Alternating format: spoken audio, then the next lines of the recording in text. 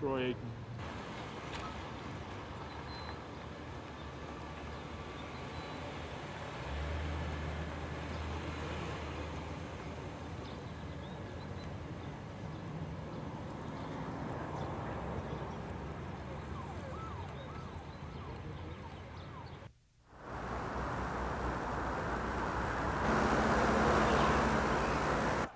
From Hawaii at left tackle, number 71, Mark Tuane.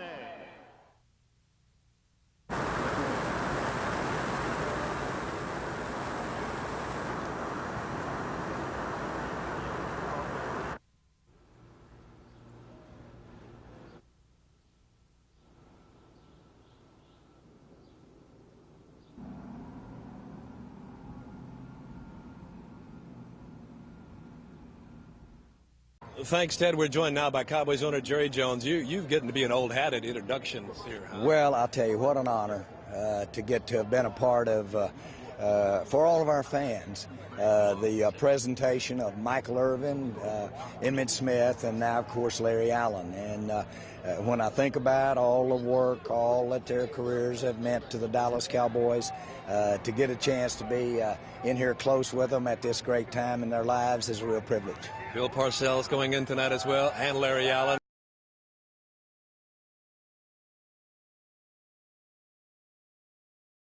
And secondly, Bill. I'll speak to Bill. I've had a great time to renew some of our experiences over the last couple of days and talk about when he coached the Cowboys.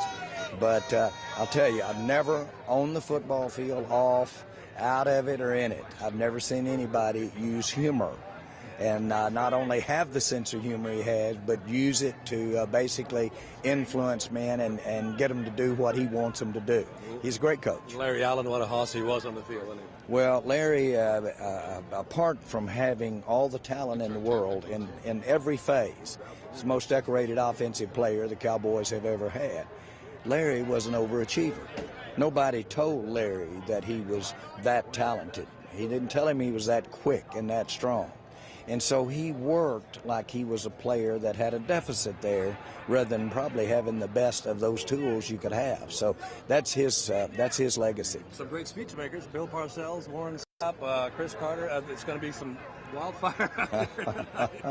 Are you going to go longer than Larry Allen? That's my question. Well, I'll tell you what, the facts are they've had us, the presenters, record what we're going to say so that they could get it down in its proper perspective, probably about 2 sentences. We shouldn't be competing with those Larry's going to be short, though, isn't he? Larry's going to be short, though. Well, he usually is, but I think he's going to surprise some people. He's getting ready for them. Okay, we can't wait. Thanks, Mr. Jones. You bet, George. All right, Ted, back to you. The extra preseason game does provide a few bonus, mainly for the young guys to get extra reps, and for many of them, it was their first trip to the Pro Football Hall of Fame. They got a tour and then got to watch history in the making as they saw 7 veterans being inducted into the Pro Football Hall of Fame, including former Cowboys offensive lineman Larry Allen. He's one of the top 5 greatest offensive linemen ever played the game, man. He was the original Terminator, baby. If there was ever a first ballot Hall of Famer, it was Larry Allen. I'm just proud of him and happy for him, and I just want him to feel comfortable and to prove that he can talk in front of a crowd. Former Cowboys offensive lineman Larry Allen was never comfortable speaking in public.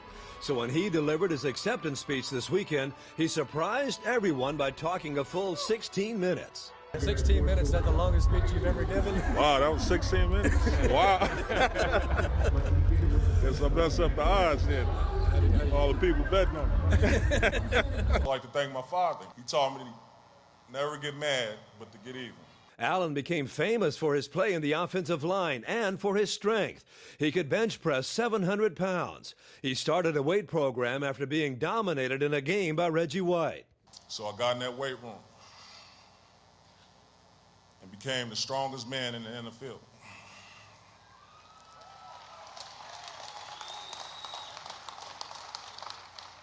I did it naturally.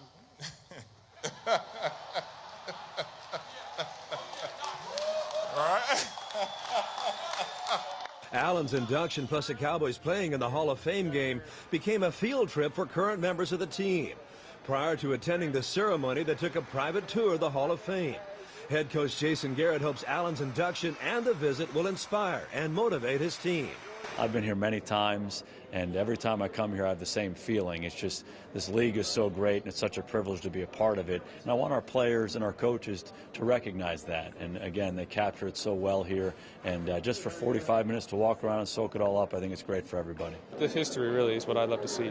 You know, looking back for, how it started to the 20s, 30s, 40s, and really trying to educate yourself on the players of the past. Every year I've been here, it's just been like motivation for me, man, just to keep working hard, So it's everybody, dream to be here. A lot of us not going to make it, but just to be a part of this is great. In one corner of the Hall of Fame is a Cowboys display featuring the jersey of tight end Jason Witten for becoming the quickest to reach 600 catches for his position.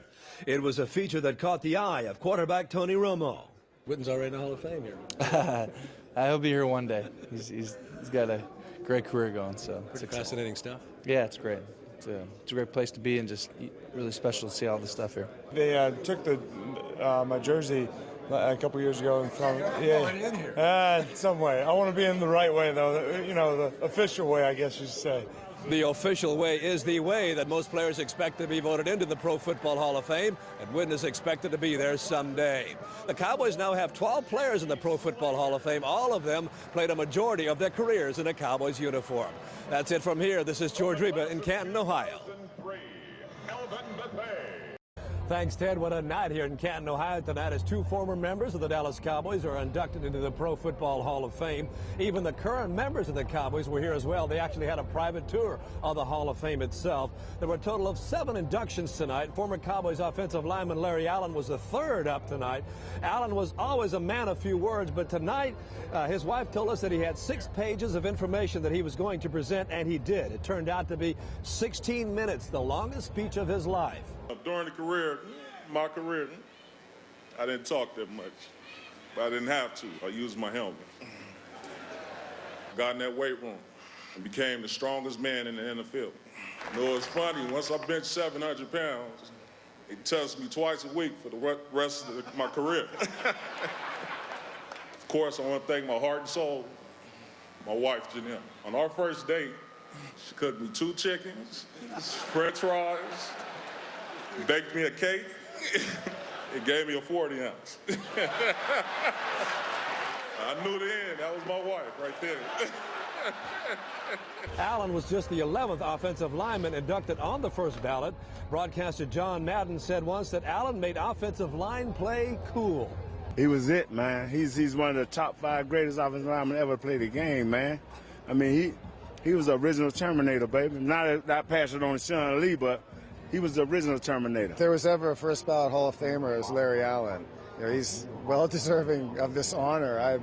We all knew when he was playing he was going to come in here one day. It was just a question of when. Former Cowboys head coach Bill Parcells followed Allen to the podium. He was inducted not for his success in Dallas, but for winning 2 Super Bowl championships with the Giants. He became the only coach to take 4 different teams to the playoffs, including the Cowboys. The thing I'm most proud of with my teams is they have it, and I know because I lived it, because when something goes wrong with one of them, all the others run to help. And I know because they've run to help me. Winners assemble as a team.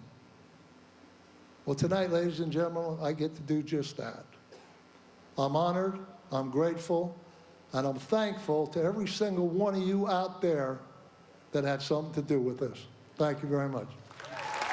As we mentioned earlier, while these ceremonies were going on, the current members of the Cowboys were taking a private tour of the Hall of Fame. We'll have more on that on the Dale Hansen Sports Special on Sunday night. That's it from Canton, Ohio. This is George Reba reporting. Now back to you, Tim.